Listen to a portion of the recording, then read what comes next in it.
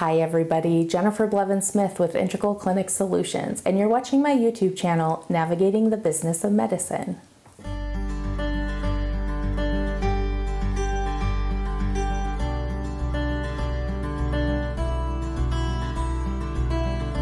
Today we're going to do the second part of hiring for front office staff, and we're going to pick up where I left off on the first one. So if you haven't seen the first one, I encourage you to stop this video, go watch the one I just released on the first part of this, and then come back to this one.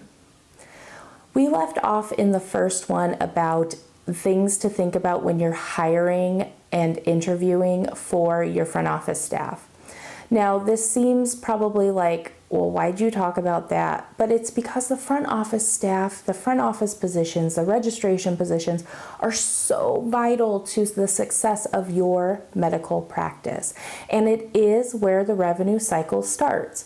So you need people who are confident in their job, knowledgeable, and not only in their analytical part of their job and data entry parts of their job, but also in their customer service skills. I mean, they really have to be a jack of all trades, and you can groom people and train people to be that way if they have baseline knowledge of what you need them to know, or they're enthusiastic and willing to learn and very receptive to what you have to provide to them to make them successful.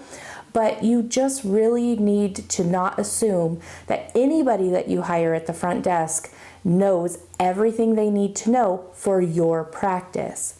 They might be really well versed in your local insurance plans, and they might be very knowledgeable when it comes to the different parts of insurances as far as copays and coinsurance, deductibles, etc. And they might be very confident in checking eligibility and benefits and using the online insurance portals to do so. But they are never going to be familiar with your specific workflows and requirements for your practice. This comes down to using your EMR system if you have an EMR or practice management system. So you're going to have to train them on that and how to use it effectively. You're going to have to train them on workflows for your practice and what your expectations are for what they should be doing when in their practice and on what days. And they might not have ever done referrals. If your front office works on referrals, outgoing and incoming, maybe they've never done that, so they need that training. They might not be familiar with your specialty and certain things that are required. Maybe you're in a specialty that you can't schedule patients with certain insurances until you have a referral on file or a prior authorization, and they aren't used to having to check for those before they schedule patients. It's all of those little nuances that you need to make sure that you're not assuming anything and that you are going to be training them from the very beginning of everything. And it's not an insult to them, and I would be very upfront with them. It's just you want to make sure you're setting them up for success and giving them all the tools, knowledge, and everything else that they need to do a good job. And most new hires, most good employees will very much appreciate that. Now, you'll want to make sure that you have a very up-to-date SOP binder for the front desk, or documents, which is standard operating procedures. That means that you have kept up to date on the requirements for all of their responsibilities. You have step-by-step instructions, you have explanations, and they can refer to that anytime they need to. This is something that's great to have in the practice, but you have to make sure that somebody is responsible for keeping up that data and making sure it's most up to date, because in healthcare we all know things are always changing, and that does affect the front desk staff. So if you're going to have resources at the front desk like an SOP binder or documents, which I encourage you to do, you do have to make sure that you have dedicated the office manager or a lead or something like that on making sure that that stuff is all reviewed at least once a quarter, half of a year. It depends on your specialty and the changes that have happened, and that it's all updated. So give them the SOP book, the documents, ask them to review it, ask them to learn it. That's always a good idea. Also, having them observe for a day or two and just asking them to do basic stuff like maybe answering a phone and putting them on hold for their coworker if there's another person working up front with them, or maybe just collecting money and entering it into the system or something like that is a good idea, because you don't want them sitting there bored, but you do want them to be observing and kind of see how workflow goes, and especially if it's somebody they're observing who is one of your strong employees that does things the correct way, you want them to kind of observe and kind of see how things go so that maybe they can adopt some of that. And you want to also give them an opportunity to be asking questions and for things to just kind of sink in, because I mean, we've all been there, a new job. The first few days, you're just trying to get your bearings, you're trying to learn people's names, you're trying just to learn the basics. And if you throw too much at people at one time, especially early on, they're not going to retain anything. So it's always good to have stuff in writing that they can refer to and then observe and ask questions. And they should have a pen and paper that they're writing down notes. If they're not, that's a little concerning to me. That's kind of like a red flag right away, to be honest. I am a big person in support of cheat sheets. I love cheat sheets, especially at the front desk. And these also would need to be kept updated depending on what the cheat sheet is for. But let's say it's for self-pay fee schedule, or it's for what insurance plans you do and do not accept. This is a perfect thing to have at the front desk as long as somebody's keeping it updated.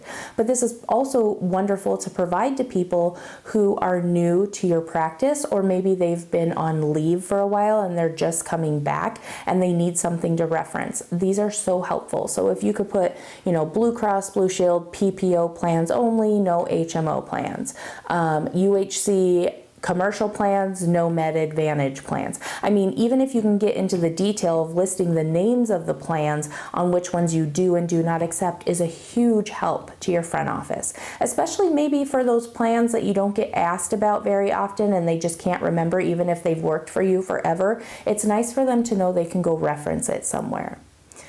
Just remember that providing all of these tools and resources to your front office staff is setting them up for success, but it's also going to help down the road because they set the tone for the whole patient experience. And that's not just the actual patient's experience, they do, but also how that progress note, that claim, everything goes through the process in your practice. So if they are entering the right information, scheduling the patients they should based on insurance, collecting the right amount of money, entering the right data, etc., etc., etc., it's only going to make everybody else who has to touch the same items for different reasons life easier as well. You won't be getting rejections from the insurance company. Your patients will be more satisfied that they're, not having to be contacted after the fact because something was incorrect. There's just so many things. So having someone at the front desk happy with their job, set up for success with providing them tools, knowledge, resources is a huge bonus. And yes, it does take time, but just think of it as investing your time and money up front so it pays off in the long run. And that's how you have to look at it. Your front office staff has to be good at multitasking. They have to be good at being detail oriented. So when you find errors, it's important to point it out to them. I'm not saying every time there's an error because that can get really overwhelming to people and they start feeling like you're picking them apart. But if you're seeing repeated same issues over and over from the same staff member, it does need to be addressed. And it's not okay, in my opinion, to make blanketed statements to everybody that works the front desk and say, you guys need to make sure that you're checking those alpha prefix on the subscriber IDs. They're going to be like, okay, we do. But if you go to the person on the side quietly and say, I've noticed that there's been a lot of mistakes made with alpha prefixes when you're entering them into the system.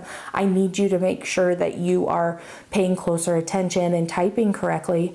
They will appreciate that most likely. They might get a little defensive at first, depending on the personality, but by directly going to them privately off to the side and letting them know you've noticed it and just giving them a heads up and asking them to, pay better attention and stuff, they will gain your respect. And, I should say you will gain their respect. There we go. You will gain their respect. But also, I guarantee you, they're going to be more likely to not make those mistakes as if you were to make a blanketed statement. There are times to make blanketed statements and remind everybody, especially if you're seeing it from multiple different people. But at the same time, I feel like, especially at the front desk, with how much information is thrown at them and that they have to enter and the importance of their role, you have to do more one-on-one conversations. And so just take that into consideration. Also, when you're training them, ask them questions. Don't just talk at them and say, okay, this is this, this is this, this is this. You need to ask them, are you familiar with this? How much have you worked in this? How much do you know about this? It's okay. I just need to know so I know what to teach you. And if you have strong communication skills to them about that and address it and approach it in that way, you're going to get a lot farther with your staff. And the front desk, like I said, the turnover is really high in most practices, and it's because it is a difficult job. They are asked to do a lot, especially in small private practices. And so whatever you can do to help them feel confident and supported is only going to help you in the business. It is good that you have a manager that hopefully understands all of this and has worked the front desk or can back up the front desk and they're knowledgeable enough to be able to help, because that helps the front desk feel good about things too. I've worked the front desk. I've worked as an MA in the back office. I've done some billing. I've done contract and credentialing. I have done pretty much everything. So when I go to my staff and I go, look, I've done your job before and I remember this was difficult, so let me help you, or here are some things that helped me be better, they're going to be more receptive. And I think that just being very transparent and honest with your staff is going to benefit you as well. So training your front desk staff, don't just throw them into working right away. Don't just assume that they know everything they need to know. Don't have anybody in the office train them that doesn't do things correctly or doesn't have a strong knowledge base themselves. If you have the strongest knowledge base as the manager or the owner, I encourage you to take the time to sit with them and teach them the right way, because it's only, like I said, going to benefit you in the long run. And it's not just for front desk registration and scheduling, it's also for your claims, your insurance payments, and all of that, because you're investing time to make money.